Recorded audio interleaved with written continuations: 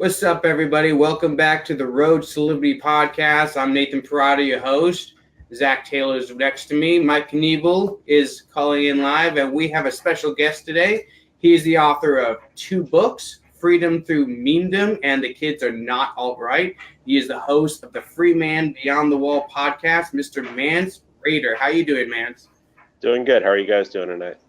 We're doing great. So we wanted to get you on the podcast. One of the reasons was that you were a recent member of the Libertarian Party. You kind of joined in the libertarian wave that we had recently with the Mises Caucus, bringing in some big names, Tom Woods, Dave Smith, Jason Stapleton, and yourself. So I know you are an anarcho-capitalist, and a lot of anarcho-capitalists are very reluctant to join political parties. So what changed your mind? What convinced you to join the party? Just seeing the direction that it's gone in. It wasn't like I joined. It was basically a rejoin. I guess up until 8 years ago, I was a member, but I abandoned it. I abandoned politics altogether for a long time. And I got back into things around 2016, around election season, and then when I saw the direction that the LP was going, I was just reminded of the Ron Paul campaign in 2007, and I just had the idea that, especially, I've been following the Mises Caucus for a while. I think I joined their Facebook group last year, like right around the time it formed. But I really wasn't active in it.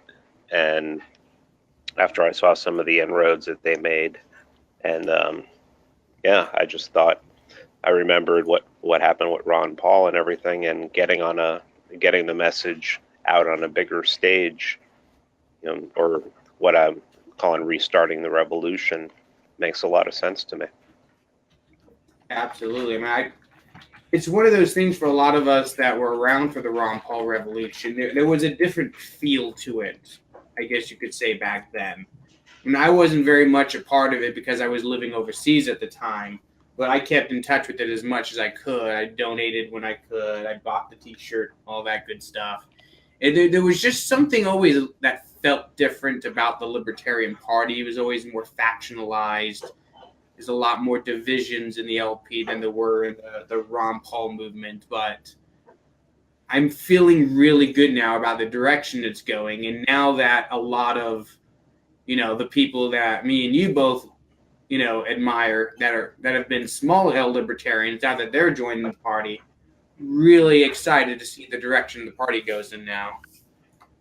Well, yeah, we had Michael Heiss on when he had pretty early on when he had formed the Mises Caucus, and I'm willing to admit I was completely wrong about what he was doing. I'd kind of been with the Libertarian Party since about 2008, and so I'd seen a lot of these factions come and go, and I got to admit the first few months I was just thinking this was going to be another one of those small caucuses. I would kind of show up, try and change a couple things, and then nothing would happen. But man, since especially since the national convention, just with the Take Human Action bash, and with you coming over, and all these other people that are coming over to the party, I'm happy to admit that I was wrong about my first impressions about Michael Heiss, but and I'm glad that he's part of this and that he started this all up. I guess one thing I was kind of curious about, Mance, is now that you're rejoining, what do you see as the direction that we should take nationally? Should we embrace the anarchist side of things and really kind of put that message out there? Yeah, that's my idea. My idea is to run someone in 2020 who is as close to as close to David Nolan as possible. I mean, I know David Nolan wasn't an anarcho-capitalist, but he was a radical minarchist, and his original vision, I can live with that. I mean, it'd be much better than living in the world we're living in, right now. But I mean, I think that they should. I think that they should run somebody who is as close to an anarchist as possible, but somebody who can debate, somebody who knows they have to know their economics, they have to know their foreign policy, and more than anything, they have to be excited about the blockchain. Because if you can get into the debate, none of those two other fuckers are going to be talking about the blockchain, and people need to hear about that on a grand scale.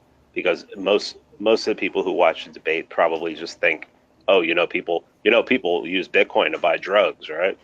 I mean, it's just that kind of horse shit. Yeah. So someone who's excited about it, somebody who owns cryptocurrency, somebody who can explain the blockchain.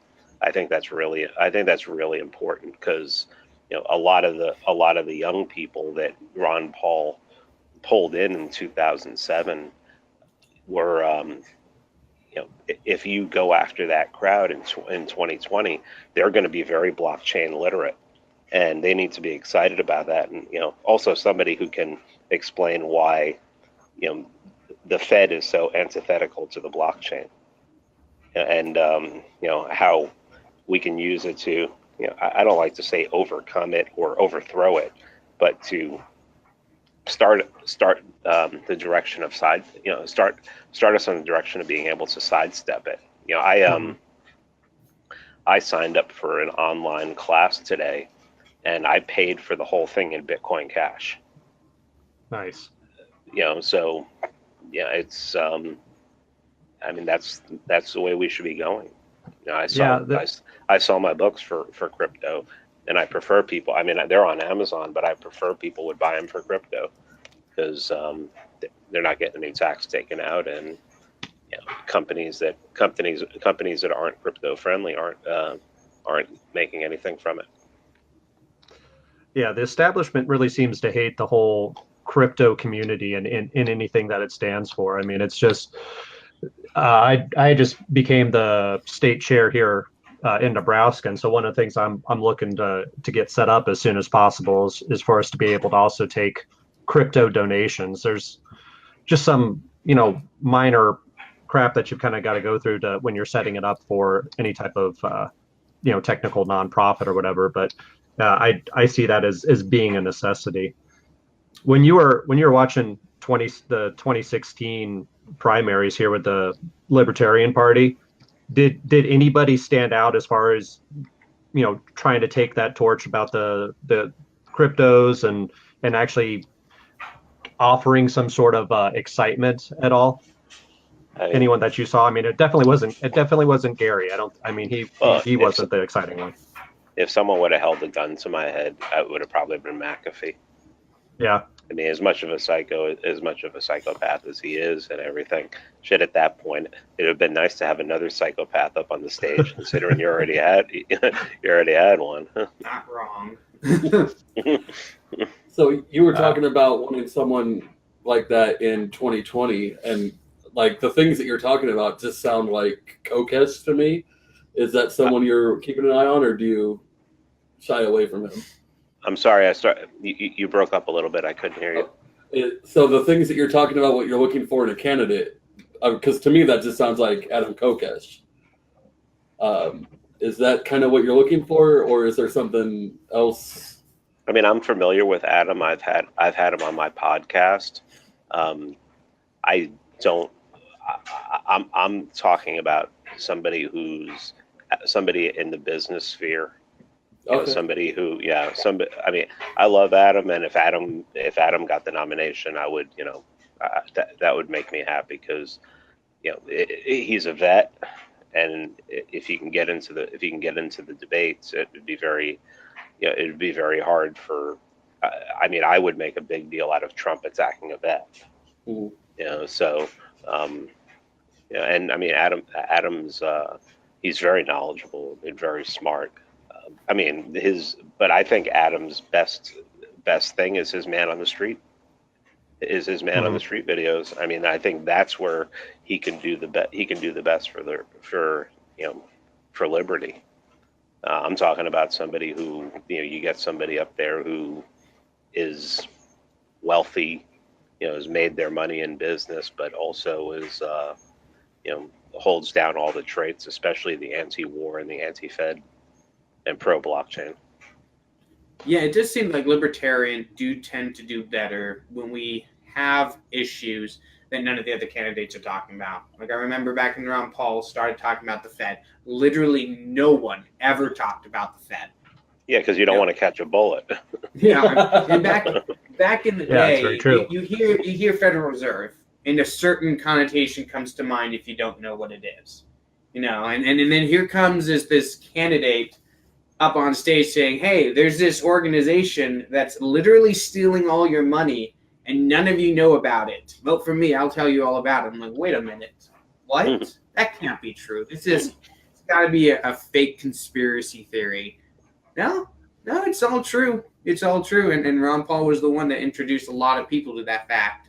So, well, now you've got blockchain could easily be that issue in the future as well. Well, now you've got the liberals wanting to go in and audit the Fed because they're convinced that you're going to find some sort of connection with Trump. So I'm figuring, whatever way it takes to get them to look into the Fed and call for an audit or a dismantling of it, I'm okay with, even if it's based on something ridiculous like that. So I was thinking, like, Heiss has brought in Jim Cantrell. That might be somebody that would be kind of interesting for presidential candidate, possibly. He's made his money in the private sector and is favorable to the crypto community. Yeah, we'll see. I mean, it's got to be, the choice has to be made soon. Yeah, because what is it? Spring? They're going to start. They'll start all their bullshit. The Democrats will start all their bullshit in the spring. With their candidates creeping up and already having, shit. We'll probably knowing how much they're going to want to take down Trump, we might start seeing debates in April. Who the hell knows? Do you think that they'll just embrace the democratic socialism label at the presidential candidate? They won't even try and fight against it this time, and they'll take somebody who's going to willingly take on that title. Because I'm kind of scared that that's the route that they're going to take. Well, it depends. I mean, a lot of this. Who are they going to run? Bernie? God, I hope not. They could. Yeah. I mean, he's not really a socialist, though. He's a social democrat. He's pretty darn close. Yeah, it would be. I've heard him talk about immigration. He's a nationalist socialist. Yeah. He wants socialism and closed borders. Yeah. I'm more worried. I'm worried about, but not really, because it could help us a lot. I think we're on a bubble. I think we're in a bubble. Mm-hmm. And if the Fed decides that bubble is going to pop before the election, it's going to be hard for Trump to ride, the wave he's been riding so far, especially since he knew as a candidate that there was a bubble. He knew that the employment numbers were fudged. He knew that everything that had everything to do with the economy was fudged. And then he got into office and he owned it all, which is the worst. Which is the worst possible thing he could have done. He should have just, if he would have just kept up the line of, there's something wrong here. Unemployment's probably around 20%. We really need to audit the Fed because look at what's happening with the bond market. And how can you have the dollar and oil going up at the same time? And that's a great question. Nobody's fucking answering. Nobody's asking. But he decided he was going to own it because that friggin' ego. Yeah. So that's the thing about Donald Trump. He can't. When the numbers started going up, he can't help himself but start taking credit for it all and saying, "Look at me, I'm so amazing. The numbers are the best numbers." and then he owns it, and then he starts getting confident, and then he starts slapping on these tariffs. Now I know he also wants credit. He wants to be able to go to people and say, "Look at the tax plan. It worked. numbers are great. And I don't think he understands economics enough to know that we're in a bubble. So, Well, he's not a businessman. He's a real estate person. And those are two vastly different things. Well, it's also that anybody who he gets around him that even slightly contradicts him, he gets rid of them. Mm-hmm. And so, I mean, he brought in what's the guy's name now? Larry Summers, and it was Michael Cohen, the financial advisor. Larry Sumner, I think it is. Kudlow? No, Kudlow. Yeah. Kudlow's just a yes man. He's not going to contradict him. I mean, he saw what happened, not with Michael Cohen. Who was the guy who was before Kudlow? Does anybody remember? God, there's been so much change. I'm forgetting names now at this point. I know. But, I mean, if you contradict him, if he doesn't like you, if you're taller than him, he just gets rid of you. And, I mean, who is going to tell him, you really need to go in a different direction? Cohen was the guy that was before Kudlow. Okay, yeah. But the who's going to tell him? Who's going to contradict them? Who's going to take the chance of losing their job? I mean, it's not that's not something that they want to do, especially if they want to possibly have another job in the future. Although, I guess being fired by Trump could be a badge of honor. So, but that's a surefire way to at least get an MSNBC job. Yeah, I'll take the paycheck. But I mean, and this is another thing, man. If a bubble pops, and it's just a matter of when. Mm-hmm. I mean, you can't have interest rates at zero for friggin' 10 years. I mean, a bubble's coming. Is it going to happen before or after the election? Because if it happens before the election, he's screwed. They're going to vote for somebody else. They're probably going to vote for whatever Democrat it is. But it's also would be a good chance for a very savvy, economically savvy libertarian to bring in a large percentage of the vote and really make an impact. And maybe make some converts for life. But I want that. I don't want it to.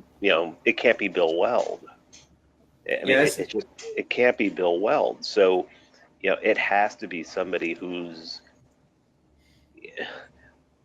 spot on. It has to be someone like Ron Paul. But I would say even more ANCAP. But I mean, for someone just to go up with Ron Paul's message and just make sure to put the blockchain in there I think that's very going to be, that would be very attractive to the same young generation, age range that they got excited in 2007 and 2012.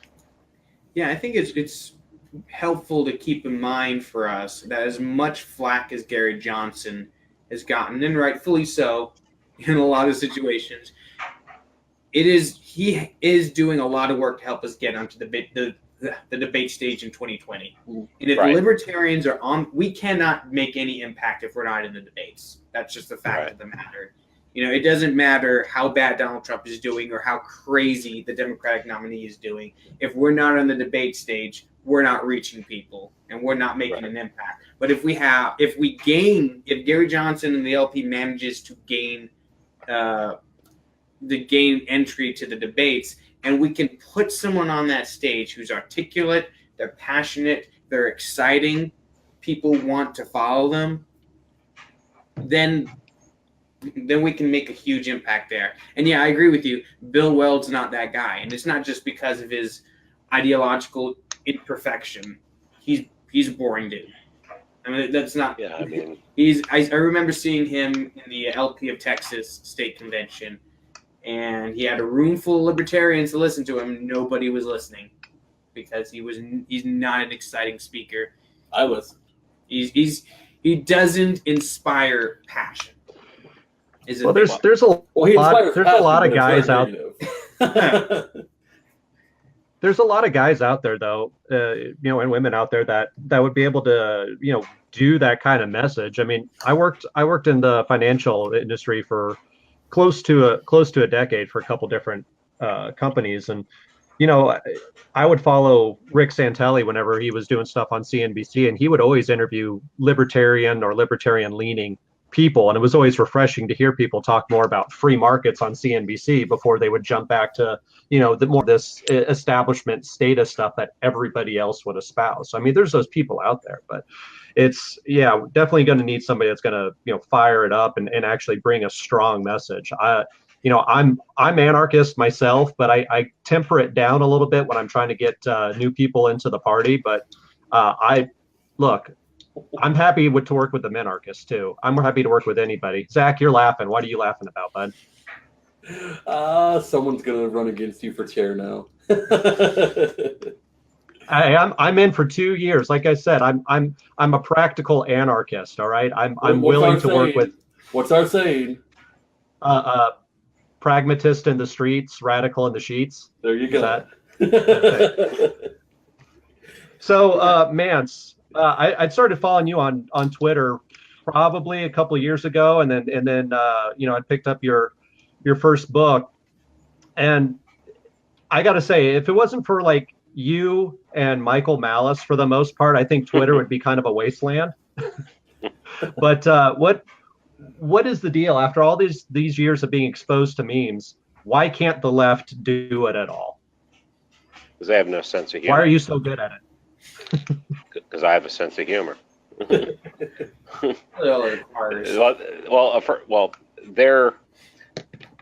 There's a difference between being intelligent and being able to do humor intelligently. And I mean, there are some very smart people on the left, and there are some very funny people on the left, but they don't seem to cross over very well. So, I mean, I think if Glenn Greenwald decided he wanted to make some memes, he could probably make some good ones, because he's smart and he's snarky. But I mean, for the most part, they're just mean. I mean, whenever they do memes, a lot of them turn out mean. My second book, I did a whole section. There's the last part of the book is called "Why the Left Can't Meme," and I just went through an analysis, and I shared some memes, and I was just like, look at this. There's nothing here. It's either mean, or they're trying to explain they're trying to explain what they believe in, but they're not using they're not using any humor or brevity to do it. And that's what it takes to make a meme, is just humor and brevity. And a lot of times it isn't even humor; it's just brevity. You have to make a point. These people don't know how to make a point. They can't make a point because they don't know what they believe. They change every 5 minutes, and I mean, it's ridiculous. I mean, I don't know, because some of them are. I mean, I know people on the left that are very smart, but they just, I don't know, when it comes to that, they just can't do it, which is hilarious too, because some of the greatest comedians and funny people in the world are, most of them are leftists. So why can't they make a fucking meme? I don't know. Well, it also probably has to do with them being offended by everything. Yeah. I mean, you can't deliver a joke if the premise offends you. Like, yeah, I mean, that's the thing about it. Yeah, most of these very famous TV comedians are lefties, but honestly, how many of them are really funny anymore? So, like, a lot of these people used to be funny. Like, Colbert used to be funny. He was great. He was great on the Colbert Report. Now. Well, that's because they got serious and angry. Yeah, I mean that's the biggest problem. I mean that's another one of the horseshoe theory things is the radical left and the alt right. They're the same to me. They're the same thing. Why? I mean, there's the fucking anger, and it's the lack of intelligence. I mean, have you ever tried to have an economic? Have you ever tried to have an economic discussion with someone on the alt right? You might as well be you might as well be talking to the left. You might as well be talking to a commie. I mean, they're ridiculous. It's like Explain to me why tariffs are bad. So you just go. You start with Smoot-Hawley. You come forward. You talk about Obama's tariffs in 2011. They don't.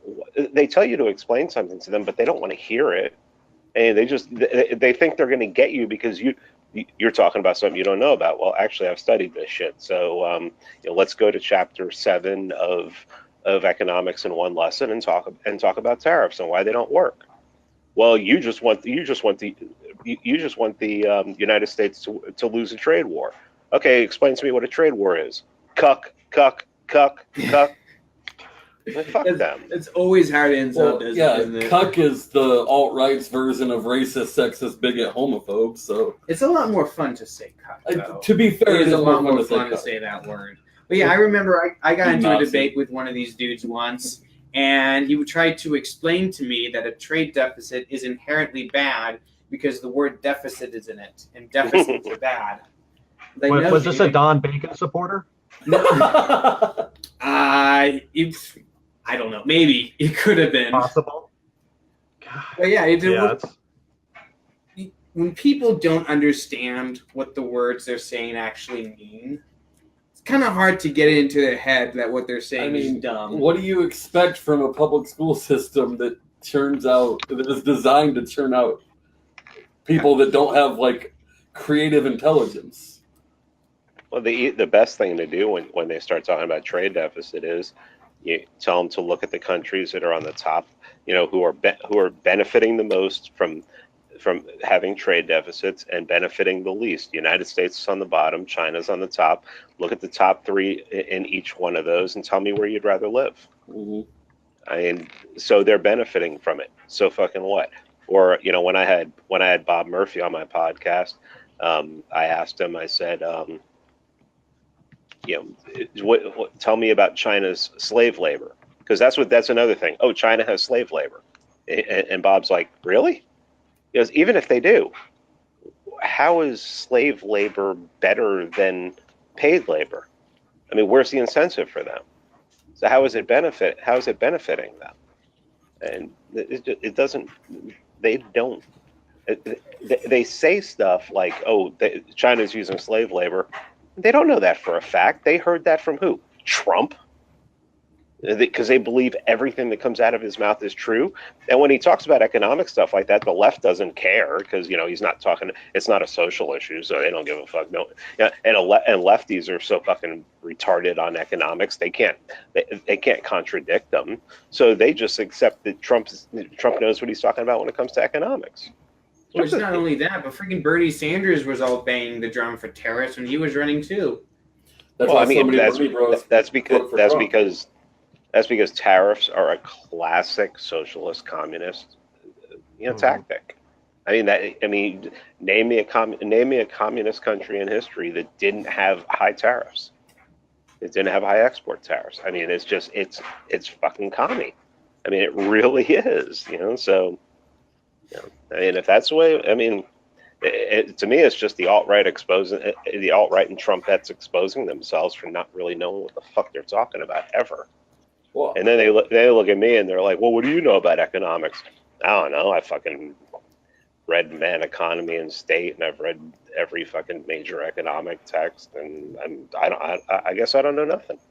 Yeah, but then every once in a while you get that snip. Like I had a friend of mine who. He asked me, we were talking about my podcast, and he was being all condescending. We were like, well, what qualifies you to talk about economics? Like, I don't know. I read about economics. Like, oh, but you weren't formally trained, were you? No. Well, then you shouldn't talk about economics. Like, dude. I basically have my bachelor's in business, so. So did that person who was talking to you, were they talking about politics? Do they have a political science degree? I don't know. It's the same.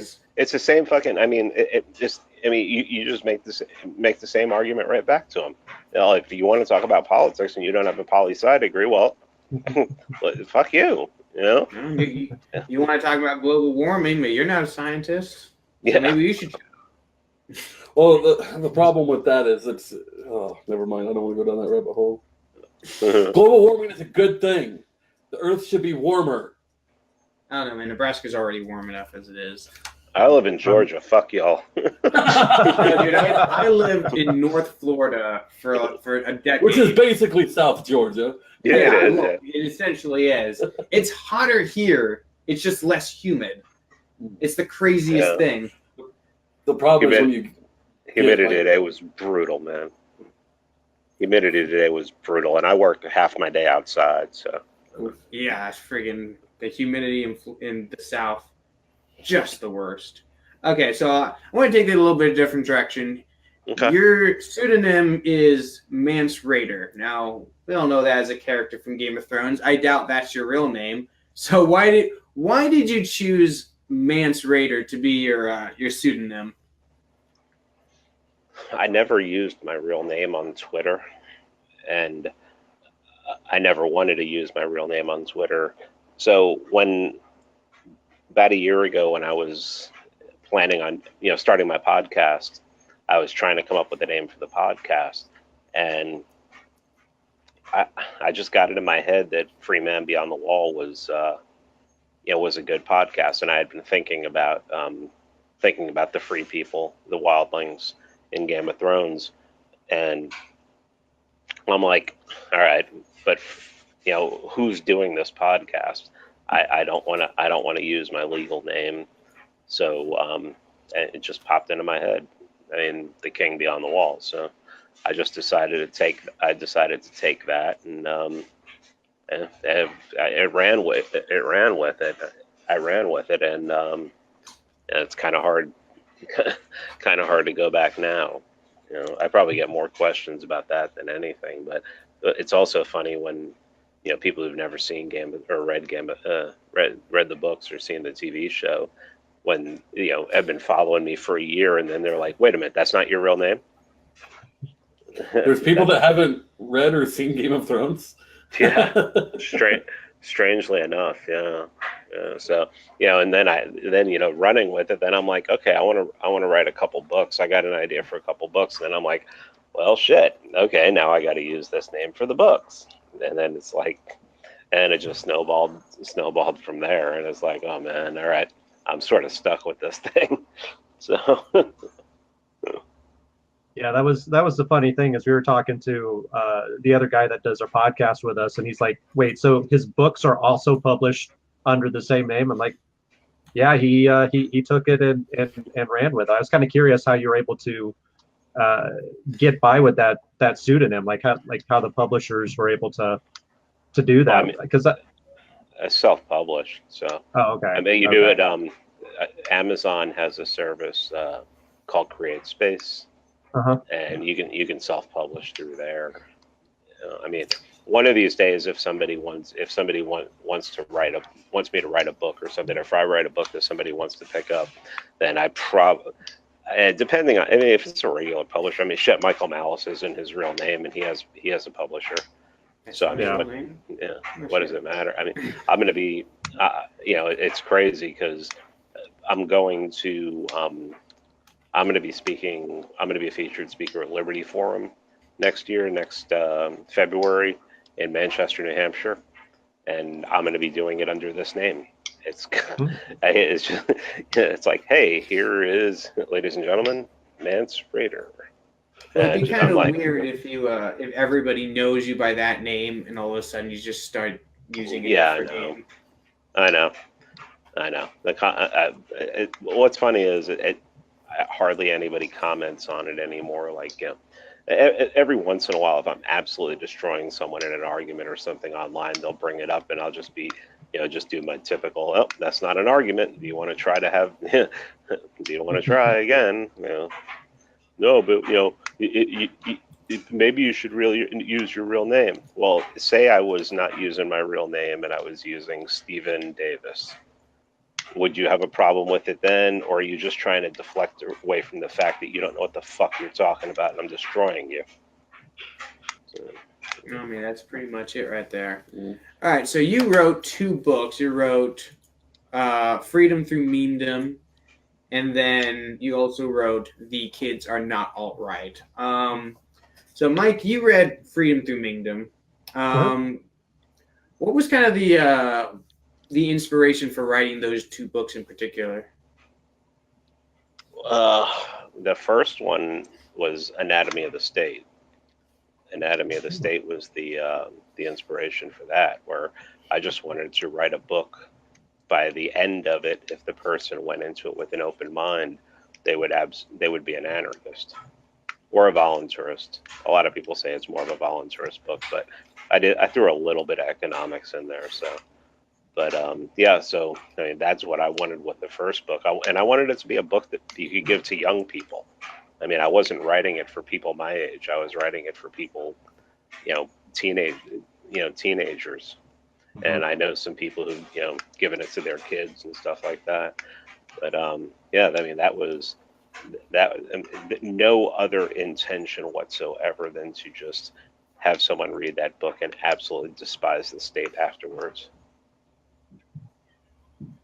And what about the kids are not alt-right? Are you saying not alt-right or all-right? Which one is it? Every time you say it, I hear alt-right. No, it's the kids are not all right. Way to go. You have been wrong this whole time. I've heard you say the name of the book like a dozen times on your podcast, and every time I hear alt-right for some reason. Oh, I thought my headphones were. I wasn't sure if I was hearing it right in my headphones just then, Nate. I couldn't quite tell if you were saying all right or alt-right either. I was just like, I'm gonna go with it. Maybe it's my connection, but yeah. Okay. So I was hearing Nathan correctly there. Okay. We're gonna throw you under the bus on that one there, Nate, just for a moment, if that's okay. That's fine. Back it up. Well, that book, I actually had that in my head before I even wrote Freedom. Or Freedom Through Memedom. I don't want anybody to be confused with Adam's book. But that book is basically an explanation of how socialism has crept into everything from the government to the press and then mostly to, after the first chapter, it concentrates on what's going on college campus and how so many kids are being taught socialism and they're embracing socialism and they're using it as a vehicle to try and shut down free speech and go out into the streets and cause violence. And basically how it's now, those kids are graduating and not all of them, but a lot of them are getting jobs in HR departments in some of the biggest companies in the world. Just think of Google and James Damore. And I wrote that as a book that you could give to 16 or 17-year-old if they want to go to college, just so that they can know what they're in for, and hopefully to inoculate them from the message of communism, because I do a really good job in chapter 2, I believe, of just basically explaining how destructive it actually has been since the first government tried to implement it. I mean, that's one of the things that have me worried a lot going into the future, is just how prevalent socialist thought is with young people coming out of college. I mean, I remember there was a poll not too long ago that said something like 47% of millennials preferred socialism to capitalism, or some huge number like that. Yeah, but the generation after them is really, really libertarian. Well, that's good, but in the meantime, socialists can do a lot of damage while we wait for more libertarian people to come up behind them. Yeah, my father-in-law is a professor on here at a local college, and he is, I would say, the only self-proclaimed libertarian professor out there, and we just have conversations about what incoming students are like and what a lot of them are like in his classes, because he lived in Russia, so he's seen firsthand how horrible these systems are, and he's got kids trying to tell him that real socialism hasn't been tried, or that this is something that would work better here in this country. And it's a lot of these old tired lines, and it's just it's frustrating, and it is concerning. I might have got a couple of kids, and I can't see sending them into and it basically was like indoctrination at that point at a lot of these colleges. I mean, is there a way, like, how do we get enough people to really combat this? Is it through, online classes? I mean, is it this crypto community going to get together? Are we going to be able to create some other free market solutions here to this education? Because it's concerning. It's going to be everything. It has to be a little bit of everything. It can't just be one thing. I mean, as much as I would love to think that cryptocurrency will just overthrow the Federal Reserve, and they'll go out of business, it's going to have to be a lot of things, and it's just education. And it's I forget where I heard it. It said it said if you want to change one man's life, teach him how to make rice. If you want to change 100 men's life, or change the life of 100 men. Now, if you wanted to change the life of one man, teach him how to plant a tree. If you want to change the life of 100 men, teach him how to grow rice. If you want to change the life of 1,000,000 men, educate them. It was something like that. And I know I'm doing it disservice, but yeah, I mean, it's all education at this point. I mean, and you got to stay away from the government schools. I was listening. I had Roger Paxton from the Lava Flow podcast on my podcast, and I asked him, I said, what would happen if your kids wanted to go to college? And he said, they won't. I said, well, what if they wanted to go to college? He said, well, they'd be on their own. I wouldn't pay for it. He goes, they would be completely on their own. And I mean, that's sort of the way you have to look at it, unless they want to become a doctor or a lawyer or something where you absolutely have to have a degree, something that's specialized where you have to have a degree. I mean, I would encourage everyone with kids for them to go to trade school, to learn to code, apprentice at a young age, apprentice at 14 to learn a skill or something like that. But keeping as many people as possible out of government schools, teaching people about crypto so that they can subvert the tax system, try to get merchants to take crypto. There's so much that needs to be done, but it's not going to be just one thing. It has to be a lot of different things, and teach them how bad war is. Someone had emailed me today and said, I'm finishing up an architect degree, and it's hard for me to talk to the people I go to school with. And I said, talk to them about war. Talk to them about. I mean, at that age, an anti-war message will be picked up, and then talk to them about student loans, or talk to them about tuition. Why is tuition so high? Well, if the government's giving money to everybody, you don't have to qualify for a loan. So you have the law of inflation. People are going to raise prices when there's that much money there. Talk to them about that, and then you can talk to them about that leads into the Federal Reserve. Teaching about the Federal Reserve. But I mean, it's everything. You got to try a little bit of everything. That's why I don't only do a podcast. I try to write books and write articles if I can. And I've been given a platform on libertarianinstitute.org to do those things, and try to reach as many people as possible. See, and I think that's very important. The liberty movement goes nowhere if there aren't libertarians. We need to up our numbers. I mean, that's before we can think about winning congressional seats. Before we can even think about winning a presidential race, there need to be more of us.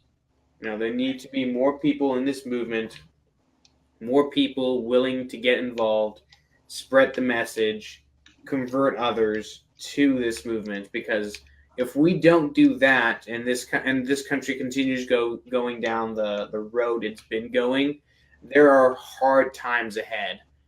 And I'd very much rather avoid that. I'd very much rather avoid seeing the practical implications of Bernie Sanders.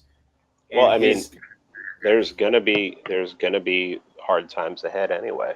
This economy is going to come crashing down no matter what. I mean, it's going to happen. It has to happen, and you just have to be ready for it.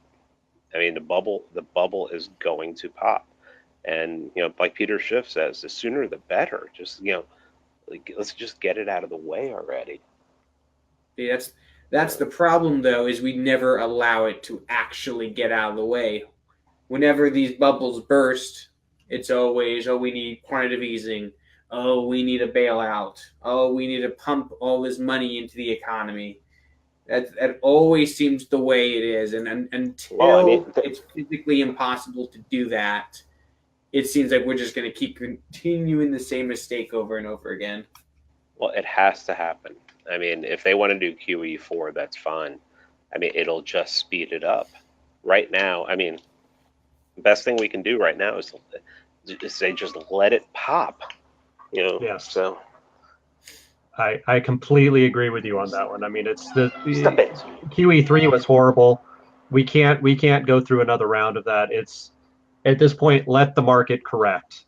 It's going to hurt, but it's going to hurt more if we keep trying to inflate it. But I got to go back to when you were talking about the anti-war message. I think the four of us that do the podcast here, the three of them are vets. I'm the only one that didn't serve in any capacity. So I mean, but Zach and Nathan here, they have a strong anti-war stance because they've seen what goes on over there. But I think that's definitely something we got to hammer, because the anti-war left is quiet. The anti-war factions, well, yeah, they're only against war if it's something that Trump is actually starting. If it's something that Obama started, then they're quiet about. I would say the only time they cheer him on is when he's doing war. Correct. Like, I was going to say that. One time he Good gets point, a pass actually. in the media. He's acting presidential if he stands up to somebody and bombs them. That's right. I forgot about that. I'm sorry. Somehow that's not considered racist when you're just bombing brown people. Yeah. I don't understand. Like, everything is racist Except blowing them up. except blowing people up in the Middle Well, I mean, East. if you hired them for a minimum wage, it would be racist. If you drop if you drop a drone on them, it's not. Yeah. Obviously, you Nazi. Well, No, I guess. Nathan, your white privilege is showing again. So we only got a couple minutes, but Nathan's kind of taken after you. He's kind of become our little meme wizard here. Do you got any suggestions for him as far as because he's been making some spicy ones? He knows what I'm going to say. What's He knows what I'm going to say. I've already said it to you. Drop the watermark bullshit. Oh, yes, you did say that. Oh, so I got that from me. I was the one that started that. I want people to visit our page. Yeah. That's why I make them. The meme market's a free market. Well, I mean, I cannot stop anybody from physically removing the watermark from the meme. Kind so of. if they want to, Once you throw it on there, you gotta go hoppy. You gotta go hoppy on the memes. Physically remove them. physically remove it. That's fine. Just go for it. No, I mean it's. I've seen your memes, and I mean you're 100%. I mean you're totally on the right track. So I think I've shared a couple of them too. To be fair, some of them are mine.